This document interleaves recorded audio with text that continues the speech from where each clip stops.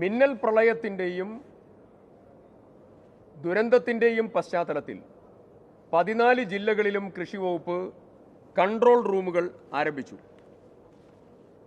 ഇതിൻ്റെ പ്രവർത്തനം ഏറ്റവും നല്ല രീതിയിലുള്ള ഏകോപന പ്രവർത്തനങ്ങൾ വകുപ്പിൻ്റെ നേതൃത്വത്തിൽ നടന്നുകൊണ്ടിരിക്കുകയാണ്. ഇതുവരെ 36,829 കർഷകരെ ഇന്നലെ വരെ ഇത് ബാധിച്ചിട്ടുണ്ട്.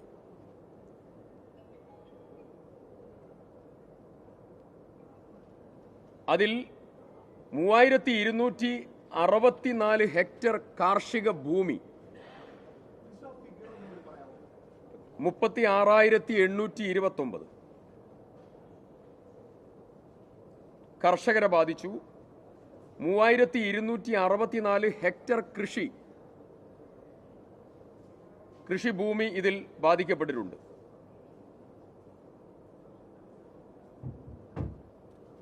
100 കോടിയുടെ 99.29 കോടിയാണ് ഇന്നലെ വൈകുന്നേരം വരെയുള്ള കണക്ക്. 99.29 കോടി രൂപയുടെ കാർഷിക നഷ്ടമാണ് ഇതുവരെ ഇന്നലെ വൈകുന്നേരം വരെ റിപ്പോർട്ട് ചെയ്യപ്പെട്ടിട്ടുള്ളത്. ബഹുമാനപ്പെട്ട കേന്ദ്ര കൃഷി വകുപ്പ് മന്ത്രി ശ്രീ ശിവരാജ് സിംഗ് ചൗഹാന് ഇന്നലെ ഞാൻ ഔദ്യോഗികമായി കേരളത്തിലെ കൃഷിനാശം സംബന്ധിച്ച് അദ്ദേഹത്തിന് കത്തെഴുതിയിട്ടുണ്ട്. അടിയന്തരമായിട്ടുള്ള 110 കോടിയുടെ സാമ്പത്തിക സഹായം ആവശ്യപ്പെട്ടുകൊണ്ടാണ് കത്തെഴുതിയത്. 1 വിളനാശമാണ്, 2 ഫ്ലഡ് വന്നു കഴിഞ്ഞാൽ ഉണ്ടാകുന്ന പ്രധാനപ്പെട്ട പ്രശ്നം മണ്ണിൻ്റെ മൂലകങ്ങൾ നഷ്ടപ്പെടുന്നതാണ്.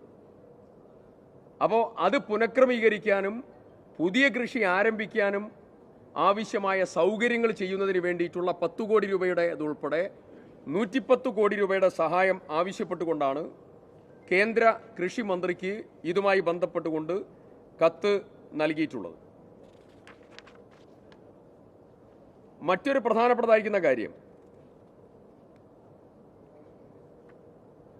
ഈ വരുന്ന ഞായറാഴ്ച ഇപ്പോൾ ചില ഇടങ്ങളിൽ സന്ദർശിച്ചുകൊണ്ടിരിക്കുകയാണ്.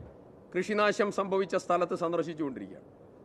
വ്യാപകമായ കൃഷിനാശം സംഭവിച്ച കുട്ടനാട് ഏരിയയിൽ വരുന്ന ഞായറാഴ്ച കൃഷിമന്ത്രി എന്ന രീതിയിൽ നേരിട്ട് സന്ദർശിക്കുക. ആലപ്പുഴയിൽ അവലോകന യോഗം ഉൾപ്പെടെ അതിൻ്റെ ഭാഗമായി ക്രമീകരിച്ചിട്ടുണ്ട്. അത് കഴിഞ്ഞ് മറ്റന്നാൾ തിങ്കളാഴ്ച കേരളത്തിലെ ധനകാര്യ സ്ഥാപനങ്ങളുടെ സഹകരണ ബാങ്കുകൾ, നാഷണലൈസ്ഡ് ബാങ്കുകൾ ഉൾപ്പെടെയുള്ള ബാങ്കുകളുടെ